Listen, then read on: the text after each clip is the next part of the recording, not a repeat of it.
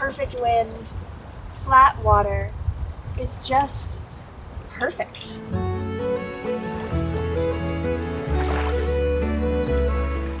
The Limfjord Canal is a series of saltwater bays and narrow channels which stretch across northern Denmark from west to east. Along the way are fishing harbors, towns, and islands that welcome sailing boats with beautiful marinas and friendly people. I'm very happy. It's a place where Viking ships drift out of the fog, folk melodies are sung in tiny churches, and the northern days stretch long into the night. Join us for the first leg of our sailing journey through the Limfjord Canal. Pleasure today sail was. I'm so happy.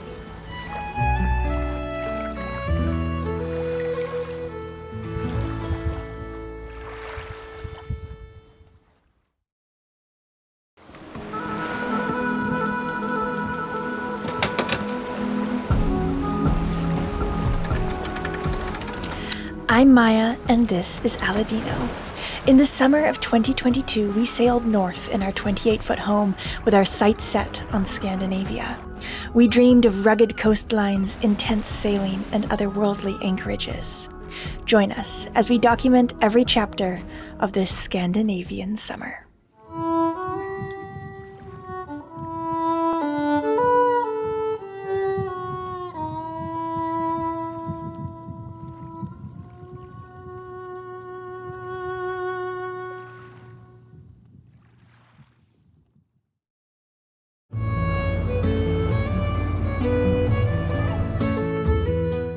Hello everybody and welcome to Denmark. We are currently in the city of Thyborøn, which is where we landed after our North Sea crossing, and today we want to go explore a little bit of Thyborøn.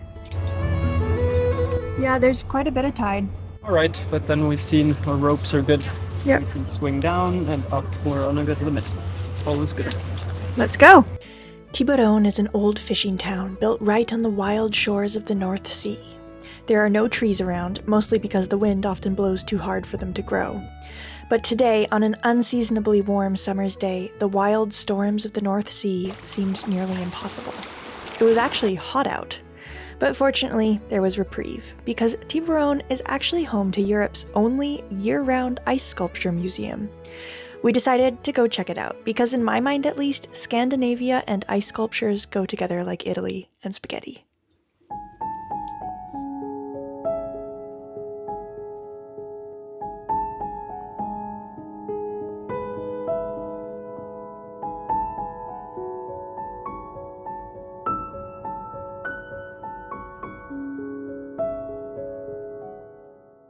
Ice sculptures all gradually disappear with time and the body heat of visitors, so the exhibits at the museum never last more than a few months, and something about that impermanence struck me as adding a whole new layer to the experience.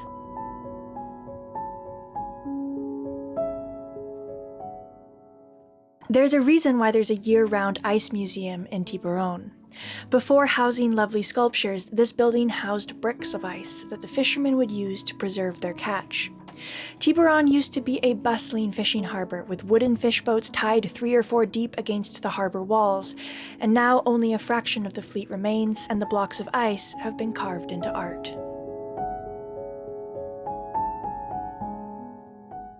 Who thought we would be getting this close to an iceberg this season? Soon it would be time to cast off the dock and head deeper into the Limfjord Canal, a saltwater route which cuts across Denmark from west to east. But first, we just wanted to enjoy the weather and catch up on some chores after our North Sea crossing. Sure. It said 4.23 when I put it in. Apparently it actually means 4 hours, 23 minutes. I mean, I know European washing machines take a long time, but this is a new record, I think. And now, an ice cream! Says us and everybody else in the town. Yay! So they put this kind of like creamy, marshmallowy stuff on every cone. That's the best description, it's really marshmallow. It is. It's not cold. It's like room temperature. And it's just like an extra that apparently you get here. And I like it. It's not Deanie's taste. Maya would move here. Anything for sale? No. I did like it here, but I also just appreciated the chance to relax in the sun after the North Sea crossing. Tomorrow morning would be on the move again, heading deeper into the Limfjord Canal. Maja, braving the North Sea. Will she make it? How was the water, Aladino? It was pretty chilly. As you learn to sing.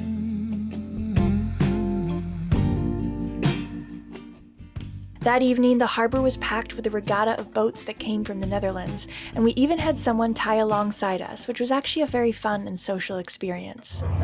Thanks for making dinner, Dini. You're welcome. A Danish specialty. Burritos. The next day would clear out and push deeper into the Limfjord Canal. Good morning, Aladino. Good morning. Today we are starting the day with some homemade jam by Susanna. Susanna is a lovely lady who we met in the Netherlands, and she gave us some homemade jam. Yeah. Anyway, Aladino, what is the plan for the day? Leaving Thyborøn Yes. to we don't know where. That has to be discussed after coffee and bread and jam. But we have to do something because today is the last nice day of the entire summer. Apparently so. It is the hottest one. Yeah. And yeah, then there's some rain on the radar. Ooh. Susanna's jam was excellent, and then after thumbing through our pilot book, we chose a destination. We are going to an island, and what's it called again? Venø, I think. We don't know much about it. We're gonna go have a look. It's 20 miles down the way.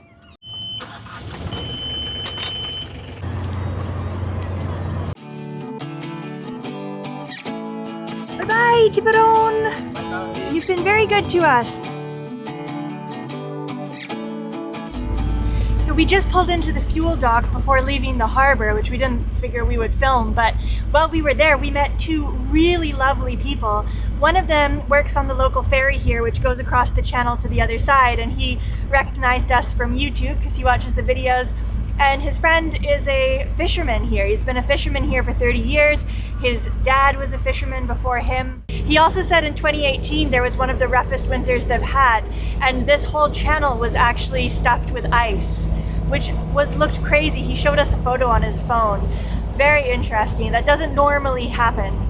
But he also said that from here, there's a compass heading that basically you can go straight in a straight line to Greenland from here. And so that means that you've got an enormous amount of fetch for waves to build up, for wind to just come whistling straight down. And so he said that whenever they get really bad weather, they say that it has to be from Greenland. But he did say there's many days when they stay at home because the weather is just not what you want to be out in. But yeah, he works on the boat by himself. He said yesterday he left at 5 a.m. and didn't get back until midnight. So long, long days. Anyway, now we are headed off. We did just fill with diesel, and it was like some sort of industrial pump. So we actually overfilled a little bit. I mean, we didn't spill any, but we're just really at the limit.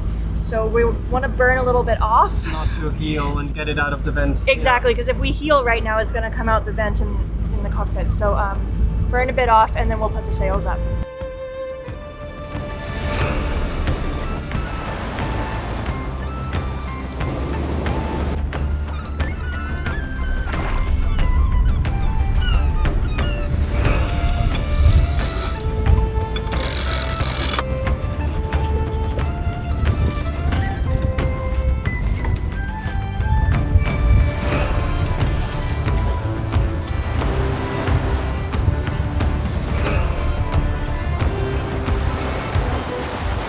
Moment has come. Sails out on the Limfjord Canal. Which was a lake, we learned. But the North Sea on a very stormy day busts through. And then all the freshwater fish died, and now it's the Limfjord Canal. Yeah.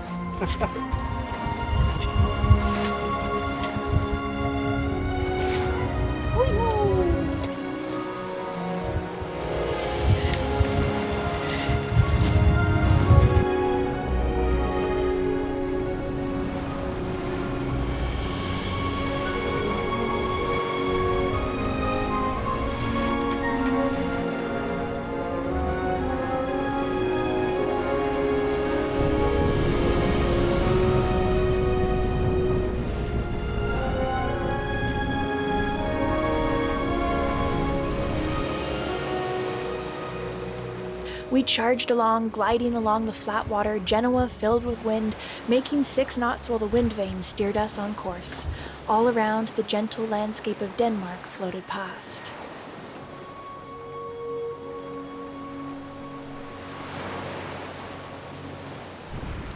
A bottle of ginger ale that we had left too close to the cooling plate had frozen, so we took it for a drag behind the boat to defrost.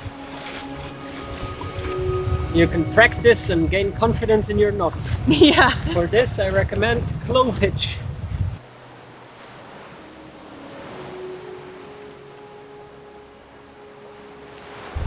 So we are nearing a bridge, which apparently has a lifting component that we have to go through. Hopefully. Hopefully, we're not quite sure yet how it works. A Swedish boat sailed ahead of us towards the bridge, which was comforting since we figured they might know the correct protocol. Each bridge has a slightly different system, and no one responded on the VHF channel for this one. As we watched, the Swedish boat furled in its headsail. So I guess I did the same. Oh no, our fearless leaders are leaving us behind, it seems. Seems like they're turning around. Alright, we gotta brave the bridge by ourselves. Let's see how this works. But as we drew closer, we could see some numbers on a digital screen. Seems like the bridge says 1745 on it, and right now it's 1725, so... 20 minutes to practice reversing on a full keel boat. So we bobbed around, and sure enough, at exactly 1745, the bridge opened. There's the one thing that the Netherlands taught me, it's that you should never wait for a green light, but now we're in a new country and I'm not sure what the protocol is. Like it's somehow the one behind it. Thank you, green. The bridge is up, it's not moving anymore.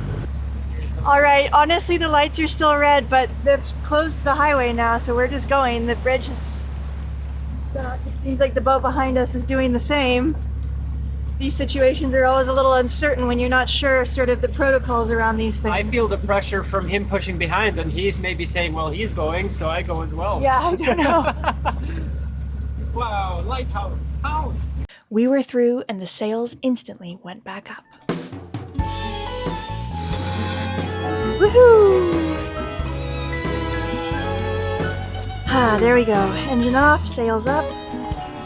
So while we were waiting for the bridge, I'm reading Seraphin's European Adventure by Lynn and Larry Pardey, and it's all about pretty much this exact journey that they did. Well, they started off in England, but then they crossed over the North Sea. They spent a night in Thyborøn, and it's just really cool reading their story, especially as they make note of the Canadian flag hanging off the stern and their small little boat and their experience of this area. They absolutely loved it, and there's just this one little phrase in here where Lynn is sailing along with Larry and a friend that they had met at a yacht club, and she just looks around her at all the beauty, at the gorgeous water, at the lovely sailing, and says, I feel like I've got the world by its tail. And I have to say I'm feeling that way right now as well. This is marvelous. A perfect wind, flat water. It's just perfect. I'm so happy. Indeed, this is the kind of day that makes it all worth it. A day when it feels like the whole world is smiling at you. Before long, we neared our destination for the night.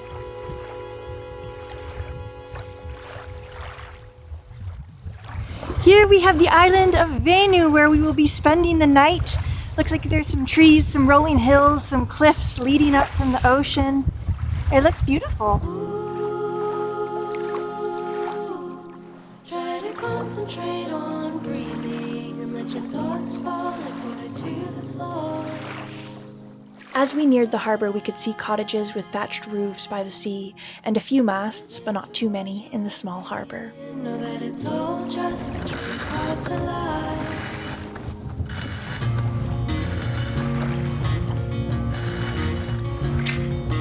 When the dark recoils and the morning invites us in,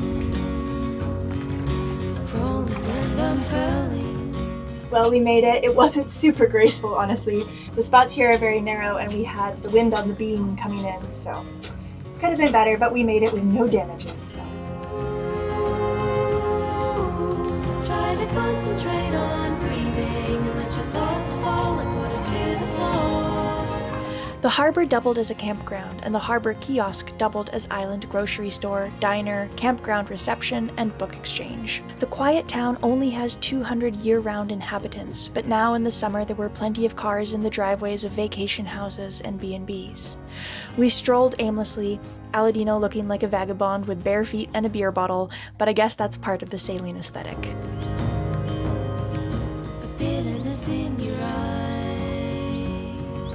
blue weeping fire, the unfreezing of the eye, the unhinging of your mind. I'm enjoying this so much. Yesterday stomping barefoot in the sand, and now in this greenery. It is so nice. And the smell. What do you call it? Fir? No, it's pine. Pine cones. Yeah. Smell of pine. It's so warm. Beautiful breeze. It's crazy. So good we did the crossing. Yeah. And all of a sudden we're in the middle of Viking country. So cool. Well, I don't know if this feels Viking so much as like idyllic Scandinavian A countryside. little bit. Yeah, that's Viking. Oh, okay.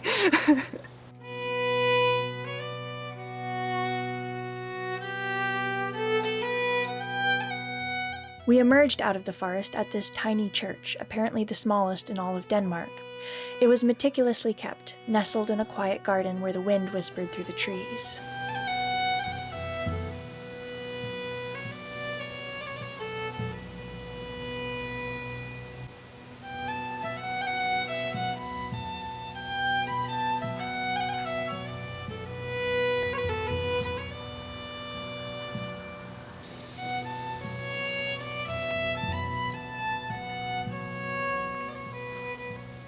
That evening, we returned to the harbor. The days are long here, and our schedule has quietly adjusted to it, with dinner often not getting underway until 9. Why rush? We've done enough of that the past 2 years. Now, it's time to relax.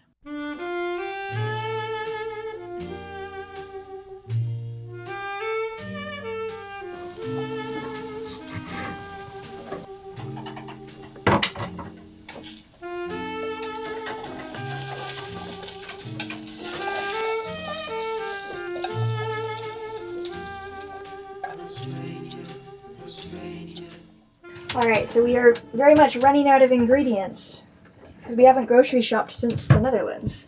But we have rice, falafel, which we had leftover from the Netherlands, with some lemon. Normally I like to serve this with sprigs of mint and parsley everywhere, but we don't have fresh things. We have a salad, cabbage and apple with honey and lemon. And we have sort of a yogurty sauce with garlic, crushed garlic, and lemon. Wonderful. Enjoy.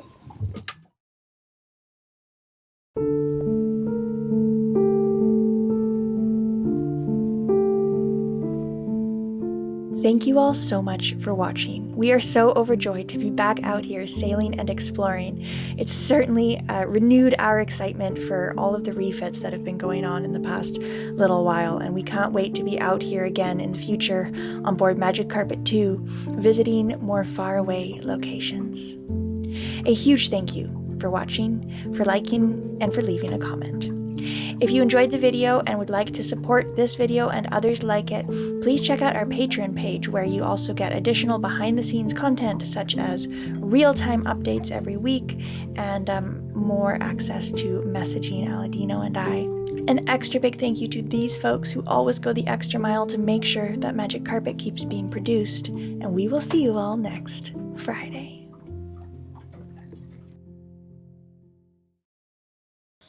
Alright, the video's not quite over yet. One thing that I'm really excited about here in Denmark is this book. It's called 358 Danish Folk Dance Melodies for Violin. And it was actually a gift from one of our patrons, Peter, thank you so much.